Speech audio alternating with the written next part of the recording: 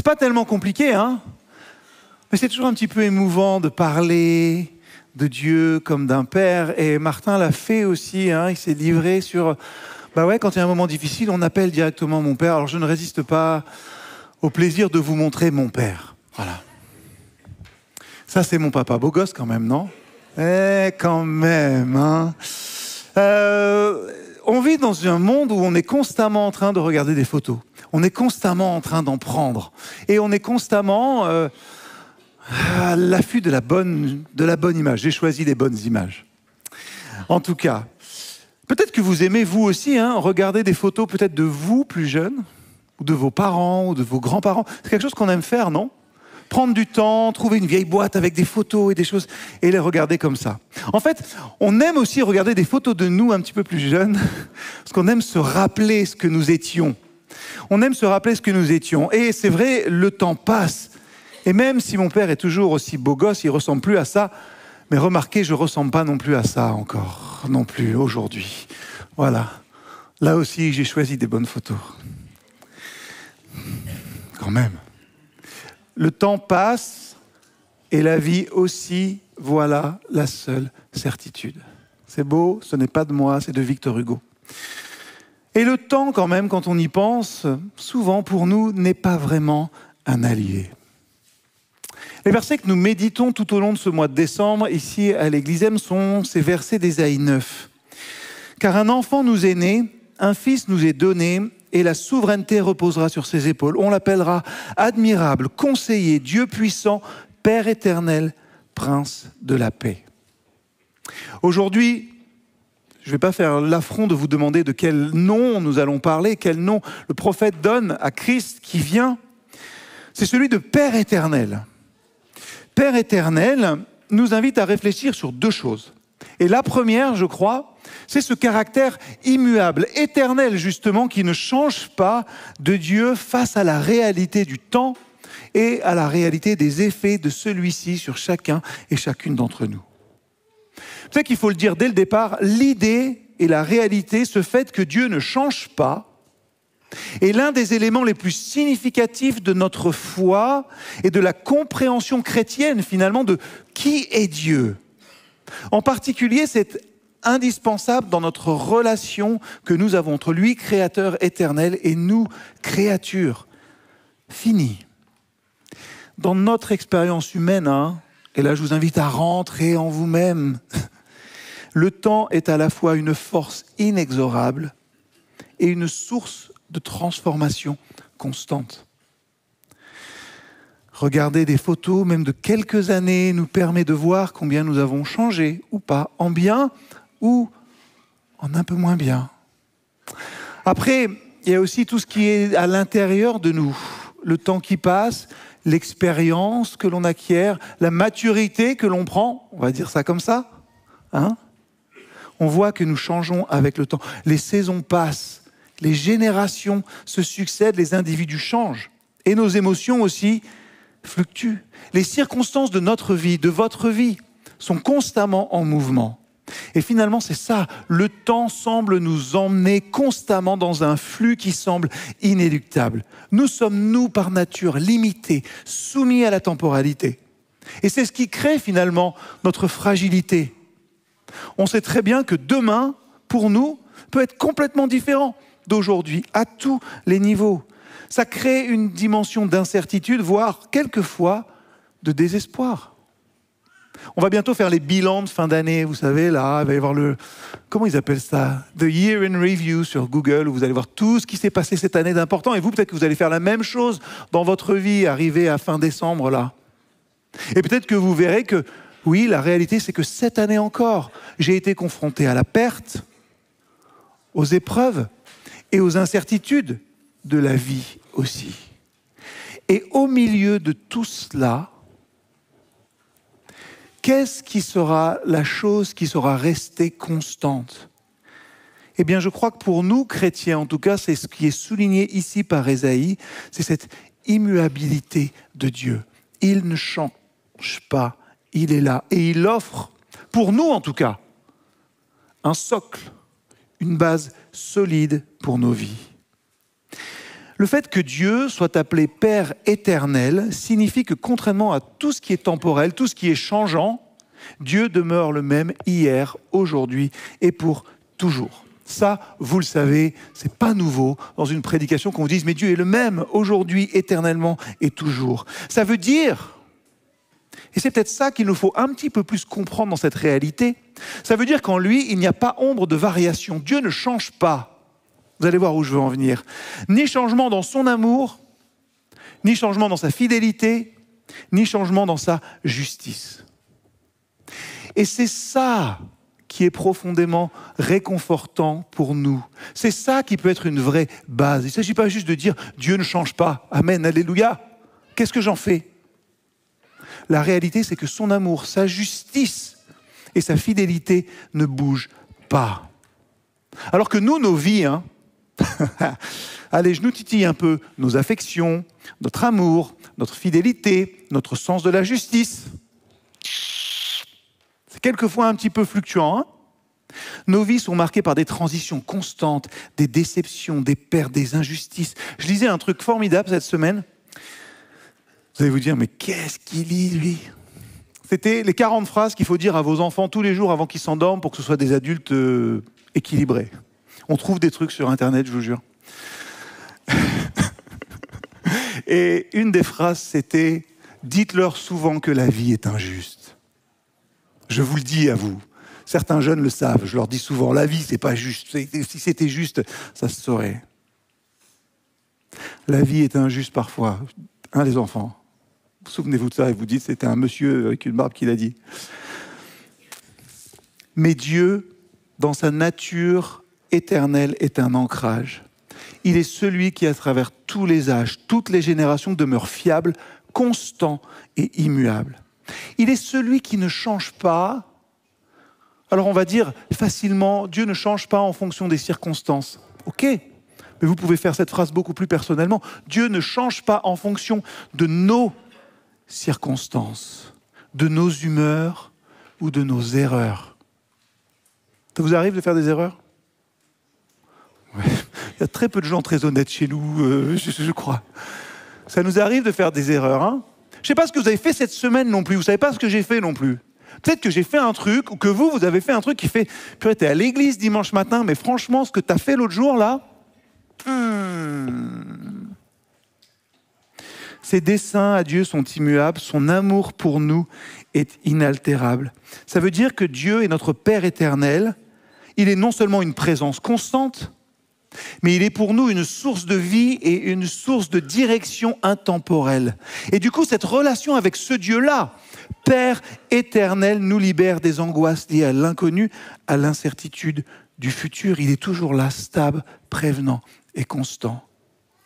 Père éternel, ça doit vous donner une sécurité et une paix profonde dans notre vie. Je l'ai dit, je ne sais pas ce que vous avez fait cette semaine, d'honnête, de malhonnête, de bien, on le sait, on n'est pas parfait.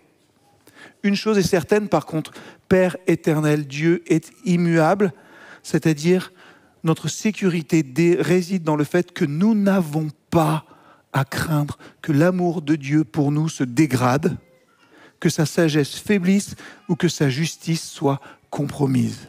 Au contraire, nous pouvons nous appuyer sur lui avec une confiance pleine et entière, sachant qu'il est la seule véritable certitude dans un monde soumis aux lois du temps. L'amour de Dieu pour nous ne se dégrade pas. Peut-être le nôtre, parfois, ça se fait, ça. On s'éloigne, on fait des choses pas bien. Et on se dit, oh, Seigneur, c'est même pas la peine que je refasse un pas vers toi. J'ai été tellement loin. Père éternel. C'est très touchant d'entendre ce récit. Je me sers de ce que Martin a dit. Il dit, à 8h35 du matin, là, entre un café et une tartine, je les appelle, je dis peut-être je vais vous décevoir.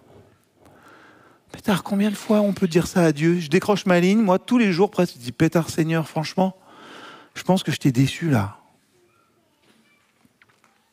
Et puis, je sais pas, on a toujours un petit peu peur de décevoir nos parents au bout d'un moment, non? Et je me rends compte, c'est sans doute ce que j'ai fait aussi. Et il y a cette dimension qui reste, au-delà de toute chose, l'amour. L'amour qui est là et qui ne bouge pas.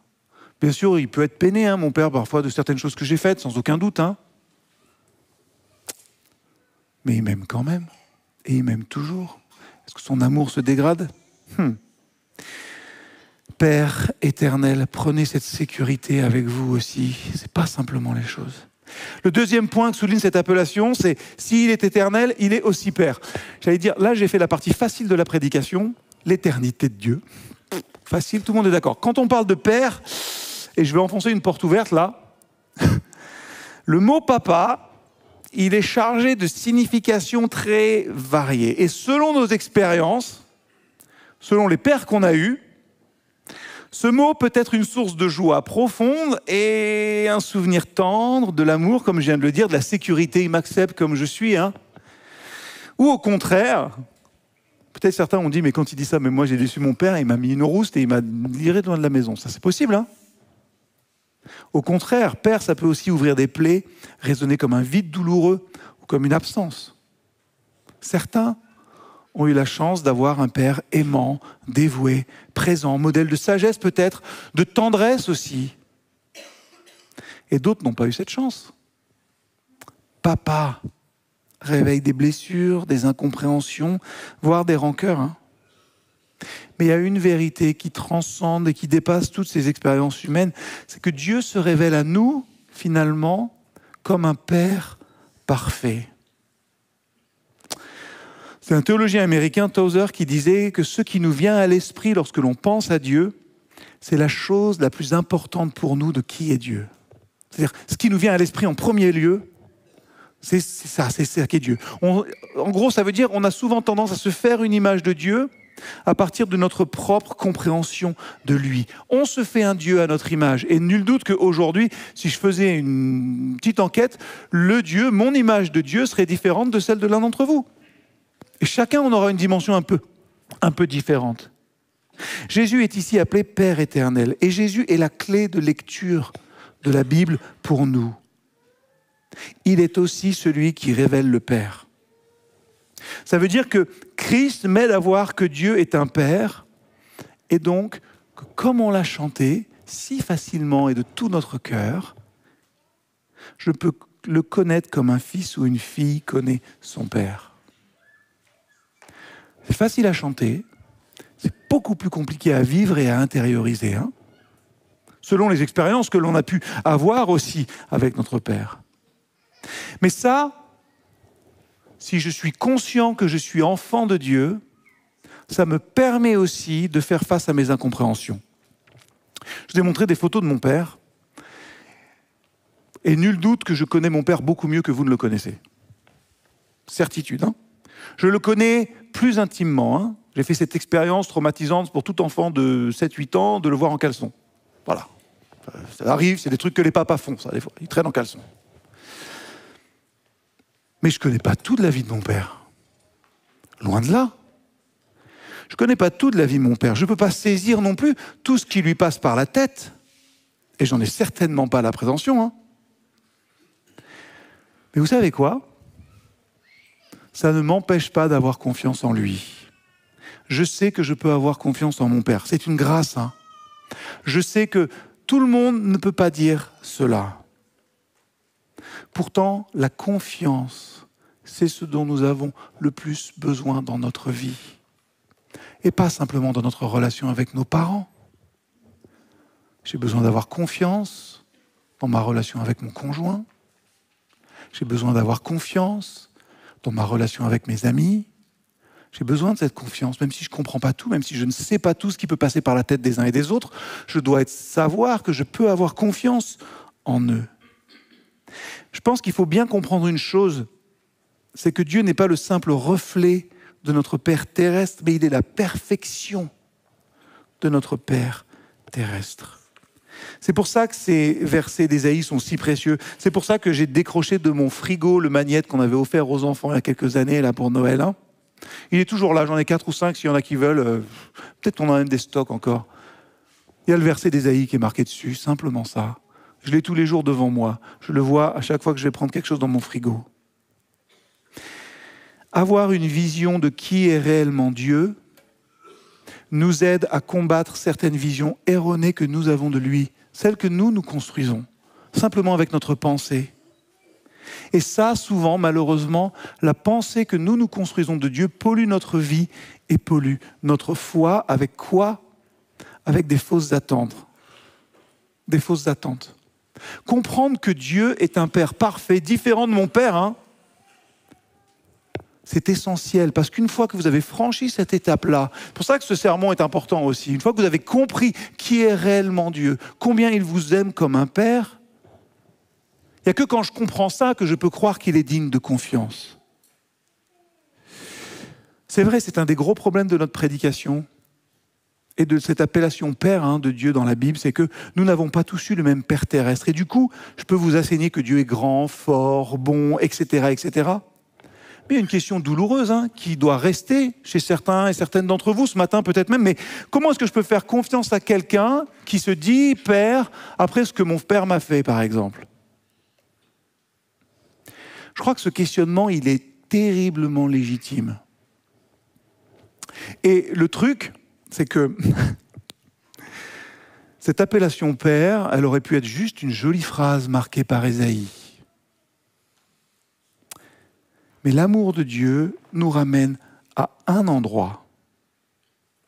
Le questionnement de comment est-ce que je peux faire confiance à Dieu après ce que mon Père m'a fait, trouve une réponse dans un seul endroit dans la Bible, et c'est à la croix.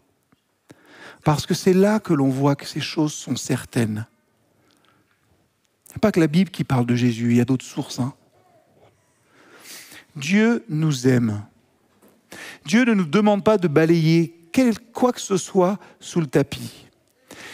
Il est digne de confiance et je peux compter sur lui. Je sais qu'il est un Père parfait. Vous savez pourquoi ? Et je vais le dire, mais d'une manière très brutale. Parce que moi, je prendrais une balle pour mes enfants. Je suis sûr que je ne suis pas le seul. Tu verras. Je prendrais une balle pour mes enfants. Je prendrais une balle pour les gens que j'aime. Nous devons recadrer notre identité. Ce matin, vous tous et toutes, vous êtes enfants de Dieu. Aimés de Dieu. Et Dieu, je suis désolé, a pris une balle pour nous. Ah non, il a des clous plutôt. Ce sera plus juste. Mais la réalité est exactement la même. Vous n'avez peut-être pas eu un père qui a pris de grands soins de vous, peut-être qu'il faisait passer ses avantages et ses envies avant même vous. Peut-être que même il s'est barré tellement c'était mieux ailleurs qu'avec vous. Ça, j'en sais rien, c'est notre histoire personnelle à chacun. Peut-être des choses qui traversent notre esprit. Dieu est allé jusqu'au bout, c'est pas défilé, il aurait pu.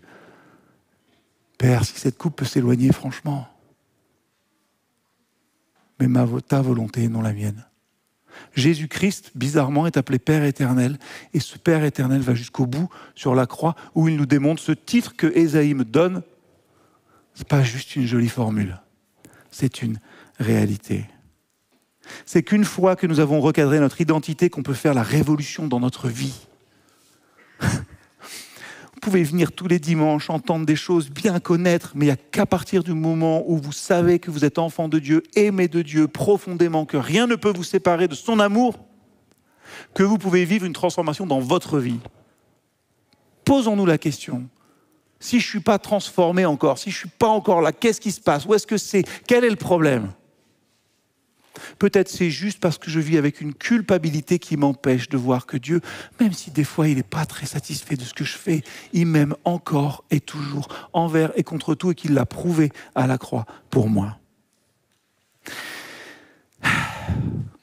La Bible nous donne à voir Dieu tel qu'il veut que nous le voyons. Elle ne nous dit pas tout sur Dieu, heureusement. Elle ne nous dit pas tout sur la vie non plus, mais elle nous donne à croire, à voir Dieu comme il veut que nous le voyons. Je crois qu'elle essaye aussi de réparer, de restaurer ce qui pourrait être brisé dans nos relations avec notre Père terrestre, afin que nous puissions avancer dans un nouveau type de relation avec Dieu.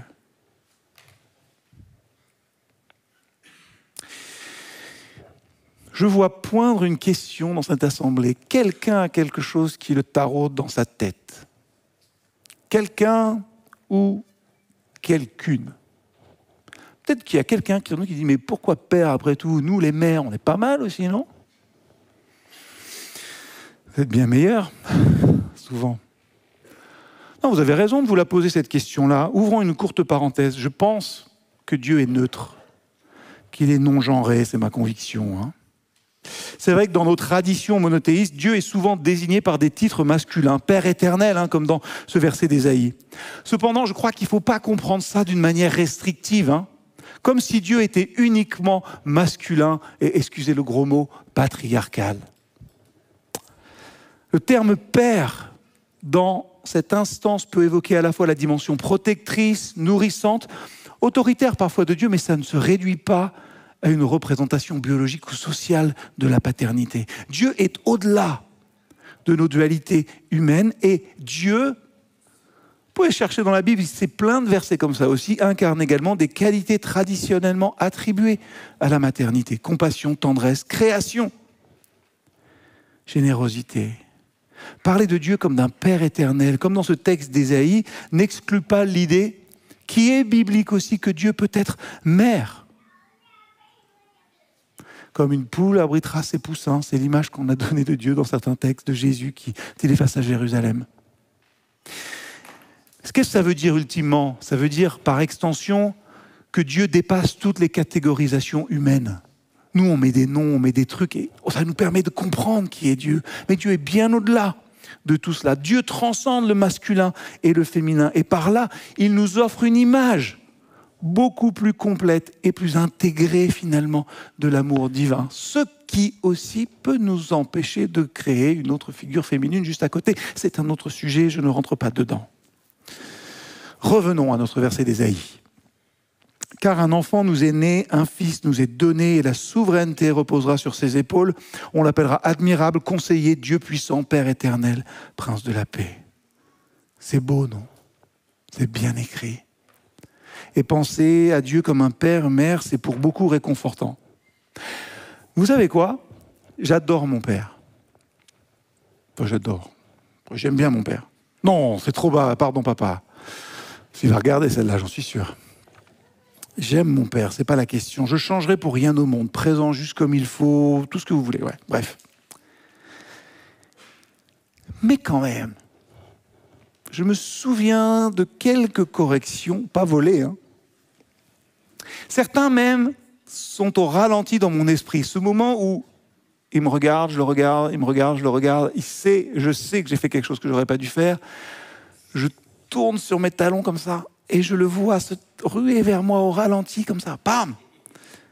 Peut-être que vous avez des idées, des souvenirs comme ça, et on touche ici un point sensible. Vous savez, une chose que les gens ont beaucoup de mal à comprendre en pensant à Dieu. Dieu est amour, etc. Dieu est un père, etc. Super. Le problème, c'est que quelquefois, un parent, ça fait de la discipline. Non? Il n'y a que moi. Non. Dieu nous montre sa grâce et son amour, mais il est également prêt à nous corriger de manière difficile. Alors attention, je ne parle absolument pas de châtiment corporel, c'est interdit par la loi, je vous le rappelle. Juste comme ça, en passant. Je dis juste qu'un bon père ne donne pas toujours et systématiquement tout ce que son enfant veut, tout ce que son enfant lui demande. Donc je pense... Et c'est ça qui est problématique avec nous, c'est là qu'on a un problème. C'est qu'une partie de la discipline de Dieu, une partie de son amour consiste à nous dire non. Nous, on prie tellement en disant « Dieu, dis oui !» Ça, Dieu, dis-moi oui, s'il te plaît. Allez. Mais Dieu, quelquefois, répond non. Dire non, c'est aussi faire preuve d'amour. Souvent... on commence à remettre en question notre foi parce qu'on est face à un mur, à une impasse, à quelque chose. Simplement, nous ne comprenons pas que Dieu est un Père qui dit « tu n'as aucune idée, mais ça, c'est vraiment pas ce que tu veux. » Ou c'est vraiment pas ce dont tu as besoin, c'est pas ce qu'il te faut. Mais tu peux pas le voir, mais moi si. Je vais simplement dire non à cela parce que je t'aime. Et c'est le revers de la médaille, Un père corrige et dirige aussi. Non. Vous l'avez tous fait peut-être avec votre fils ou votre fille. On ne va pas aller dans cette direction, on va plutôt aller par là. Ce sera bien meilleur pour nous. Tu vas voir, il y a bien des choses plus jolies à voir là-bas que ici. Oui, mais c'est plus facile là. Oui, mais il y a des choses que je veux te montrer ici. Parfois, mon père me disait simplement « Non, tu ne vas pas faire ça, Jérémie. » Ou « T'es puni, parce que tu te souviens de ce que tu as fait là ?» Il m'expliquait toujours une chose, c'est que c'était pour mon bien. Alors on ne comprend pas sur le moment, mais plus tard on réalise que ça nous a fait mal, qu'on a été frustrés. Peut-être que pour eux aussi c'est très frustrant, mais ça nous a aidés à prendre un autre chemin. Et je pense que Dieu fait ça quelquefois dans nos vies, en fermant des portes, en mettant des vents contraires et en nous mettant quelquefois mal à l'aise.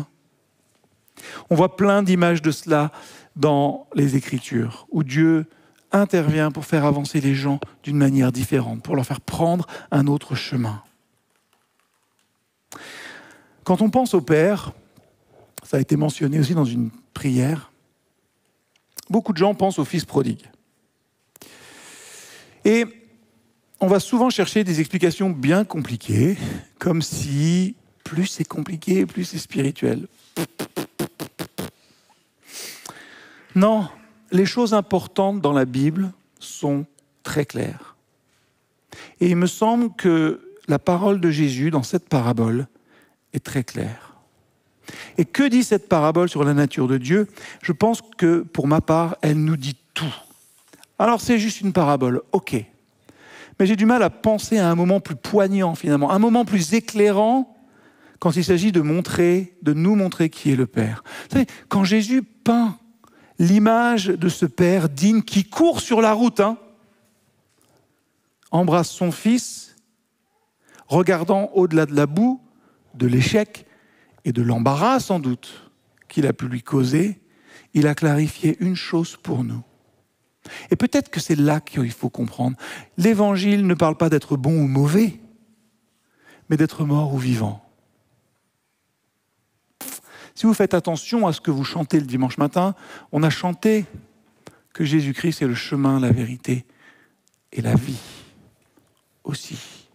L'Évangile ne parle pas d'être bon ou mauvais. Il y a des jours où je suis très bien, des jours où je suis très mauvais. Et vous aussi, je suis sûr. Mais il parle d'être mort ou d'être vivant. Et Jésus-Christ est la vie.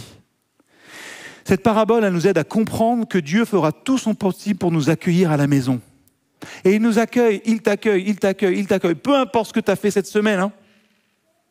Peu importe la boue qui te salit. Mais une partie de l'histoire qui est négligée, c'est ce moment de repentir où le père ne va pas chercher l'enfant pour le sortir de la porcherie. Il attend. Il attend que l'enfant touche le fond et revienne. Mais la beauté, c'est qu'il attend déjà. Il espérait que son fils reviendrait. Cette histoire, c'est une promesse. Jésus, en tant que Fils de Dieu, incarne parfaitement ce rôle. Il est Père qui nous guide, qui nous console, qui ne nous abandonne pas. C'est un Père au-delà de toutes nos conceptions humaines de paternité. Oui, un Père humain, ça peut faillir, ça peut tromper, ça peut même être absent. Jésus, lui, ne déçoit pas. Il est toujours là, présent. C'est l'un des paradoxes de la foi chrétienne. Je ne sais pas si vous l'avez déjà noté, mais Ésaïe appelle ce petit enfant qui doit venir Père éternel. Jésus-Christ, en tant que Fils, est aussi Père éternel. Il y a de quoi se perdre là-dedans. Mais Jésus, comme je l'ai déjà dit, nous montre un amour infini, une patience inépuisable et une capacité à nous comprendre de manière que seul un Père peut nous offrir. Dans l'évangile de Matthieu, Jésus dit, et illustre cela, « Ne vous inquiétez donc pas en disant « Que mangerons-nous, que boirons-nous, de quoi serons-nous vêtus ?» Cherchez d'abord le royaume de Dieu et sa justice, et toutes ces choses vous seront données en plus. » Ça nous montre que Dieu, en tant que Père, s'occupe, c'est vrai, de nos besoins matériels et spirituels. Il nous invite à lui faire confiance, à déposer nos soucis, à chercher son royaume avant tout. Invitation à lâcher prise. Simplement, il est le Père qui prend soin de nous, même quand nous avons du mal à croire qu'il est là. Peut-être qu'à l'époque de Noël, c'est particulièrement important pour certains et certaines d'entendre et de comprendre ça. Parce que souvent, quand même, on pense à Noël comme la fête familiale par excellence. Mais je suis sûr qu'on n'a pas tous que des bons souvenirs à Noël. On en a parlé au warm-up, c'est Noël raté. On a peut-être des souvenirs où c'était la guerre à la maison, où la vie de famille, c'était pas super, où notre père était peut-être pas là, j'en sais rien, moi. Il y a des Noëls pas évidents, hein. En Christ, nous trouvons un Père éternel qui ne cessera jamais d'être cela pour nous. Et si le mot Père ne nous procure que peu de plaisir, j'aimerais vous rappeler cette requête de Philippe à notre Seigneur en Jean 14. Devant le Christ, Philippe dit « Montre-nous le Père et cela nous suffit ». Et Christ répond, et peut-être que nous devons accepter ces paroles aussi. Au lieu d'aller chercher minuit à 14h des concepts hyper compliqués sur Dieu et sur la divinité, acceptons cette réponse simple et humble de Jésus. Qui m'a vu, a vu le Père. Christ est le cœur de notre foi. Il est notre foi, il est notre espérance. Et c'est donc vers Jésus que nous devons nous tourner pour dissiper toutes les pensées malheureuses concernant le Père. Continuons à chercher, continuons à insister, jusqu'à ce que nous ayons absorbé la constance de l'amour de Jésus, en qui l'amour du Père pour nous se voit. Un jour, une dame est venue dire d'une manière très solennelle et très, mémorable pour moi, à la fin d'un culte, illustrer cela en disant: quand on comprend à travers Jésus la constance de l'amour du Père pour nous, nous découvrons pour la première fois de notre vie que nous sommes vraiment aimés. Ce savoir aimer n'est pas quelque chose de facile. Et c'est quelqu'un qui a bien des soucis de ce côté-là qui vous le dit. On peut avoir du mal à se sentir aimable ou aimé par les autres, par nous-mêmes parfois. La Bible nous invite à ne pas douter de l'amour de Dieu pour nous, manifesté en Jésus-Christ. Et ça, rien ne pourra nous en séparer. Alors, peut-être que pendant ce Noël qui arrive, quand vous devrez peut-être serrer des dents parce que, je sais pas, je suis un oncle, alors je peux le dire comme ça. Il y a un oncle qui dira n'importe quoi, qui sera « il est relou ce tonton-là ». Rappelez-vous de ça, de la constance de l'amour de Dieu. Peut-être travailler cette dimension-là de votre foi en ce Noël. Dieu m'aime comme un Père et s'est manifesté par Jésus-Christ, un Père qui me comprend parce qu'il est venu vivre parmi nous. Découvrez peut-être pour la première fois de votre vie ce que ça veut vraiment dire être aimé. Amen. Je vous invite à prier un instant avant que nous ne partagions le repas de notre Seigneur.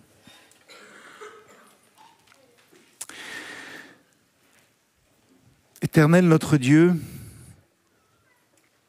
oui, ce matin, nous réfléchissons à cette dimension de Père éternel. Et je veux te demander de nous aider tous et toutes à en comprendre toute la portée. Seigneur, je te demande de faire tomber les obstacles qui nous empêchent de comprendre toute la richesse qu'il y a dans cette appellation et dans cette réalité de ton amour pour nous. Oui, Seigneur, tu es ce Père et tu le fais une nouvelle fois devant nous ce matin.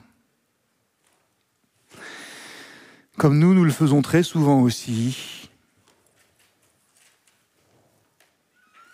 Tu es là et tu cries « Les enfants, on mange !» C'est l'heure du repas, Seigneur, ce repas auquel tu nous invites ce matin encore. Encore et toujours ce repas qui est signe de ton amour, qui nous le rappelle.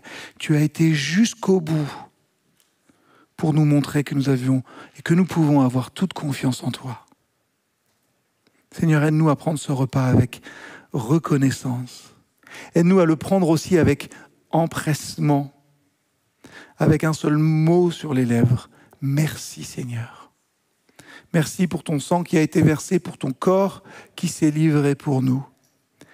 Oui, merci parce que tu as su faire les clous pour nous racheter. C'est au-delà de notre compréhension. Mais ça montre ton amour pour nous. Seigneur, nous tournons nos regards vers toi maintenant. Aide-nous et aide ceux qui manquent d'amour à le recevoir pleinement de toi. Seigneur, peut-être que je te demande un miracle là. Mais manifeste ton amour sur chacun et chacune d'entre nous. Restaure-nous. Fais-nous comprendre que rien ne pourra jamais nous séparer de toi. Amen.